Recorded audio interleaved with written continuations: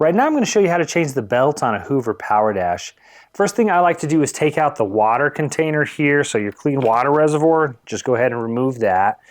Then you're going to hit the foot pedal to release the handle here, and then I'm going to flip it upside down and just lay it on the ground here, so now I can just kind of sit behind it and access it. It's really easy. To remove the belt, we need to take off the agitator and remove this piece here.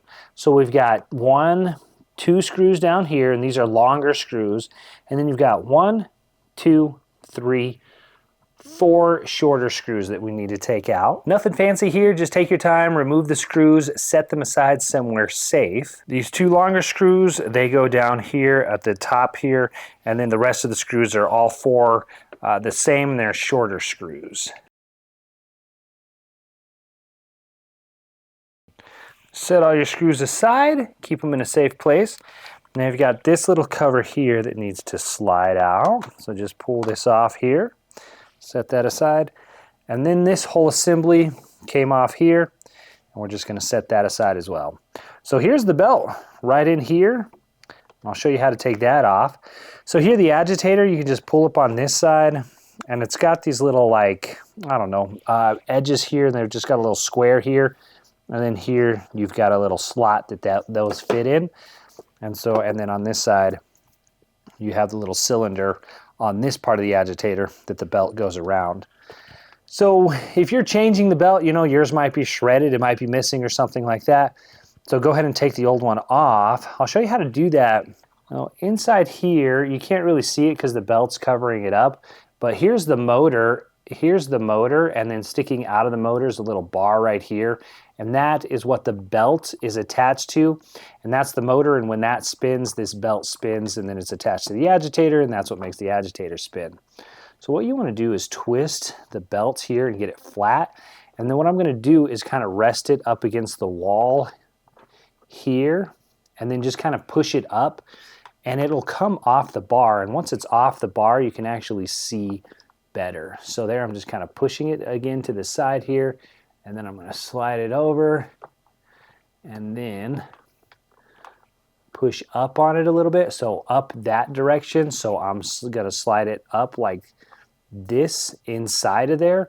You can't see because it's really tight, and of course I would love to get the camera in there, but I can't, so I'm just going to describe what I'm doing as I'm walking through it, and then you'll feel it kind of jump off the bar, and when it does, that's when you can kind of pull back on it.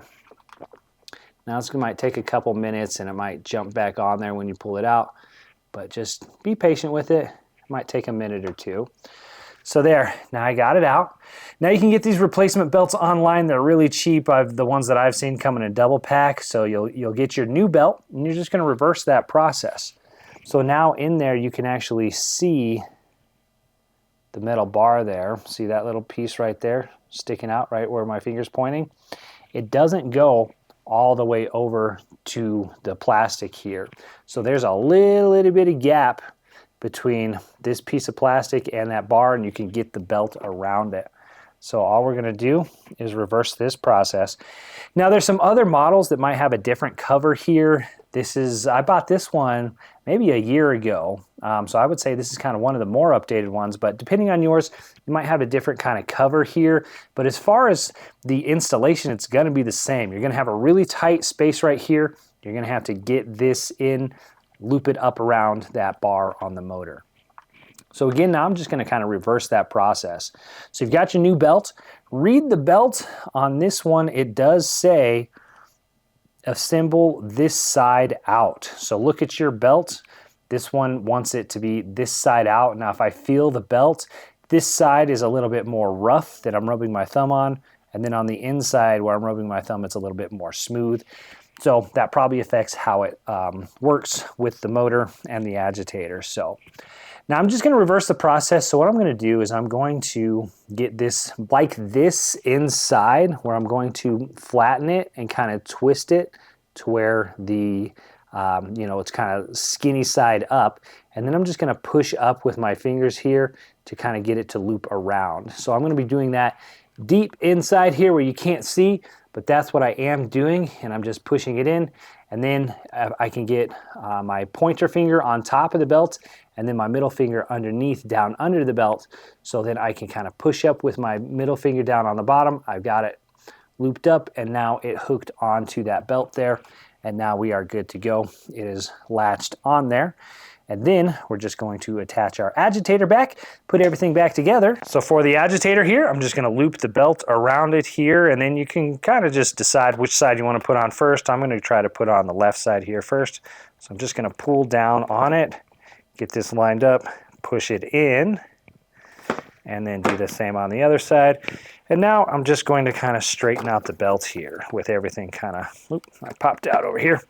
So with that kind of in place, I just want to pull down on the belt. I'm trying to get it, you know, as straight as possible so that it's aligned and I don't have any issues there.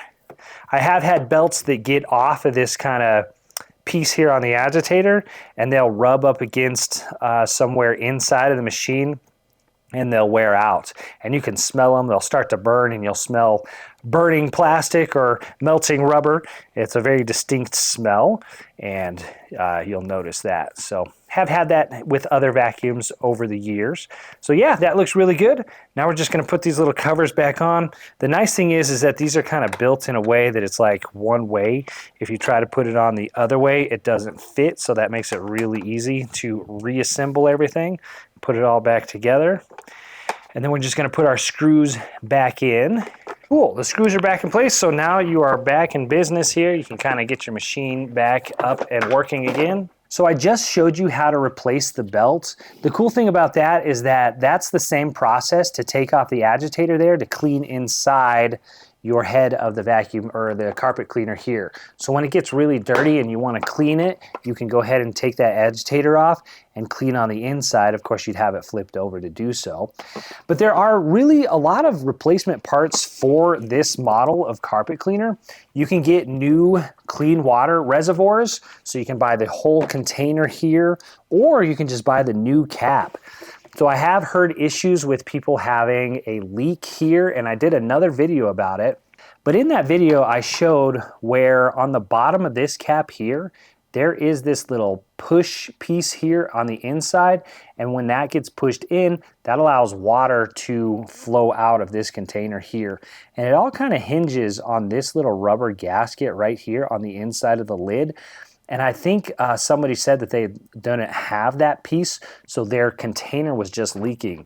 But you can buy replacement lids that come with the new gasket there, so that might fix your issue. Of course, you can get the whole new container. You can buy these new covers. You can get new agitators, I believe. You can get new belts like I just showed you how to change. And then on the back here, there's even a filter back here. So push down, take out your dirty water reservoir. And then back here, there's a little filter right here that could get clogged or damaged or something. And so you can even get new ones of these. So to take this piece out, I'm just kind of gonna pull up on it and grab it with my fingernail here to try to pull up on it here and twist it a little, and then this comes out. And then it's got this little filter here that might be missing. So check that, and then you can even buy replacement of these little filters. So hopefully that was helpful. If you want a complete tutorial about this machine, check out that video next. My name is Drew. I'll see you in the next one.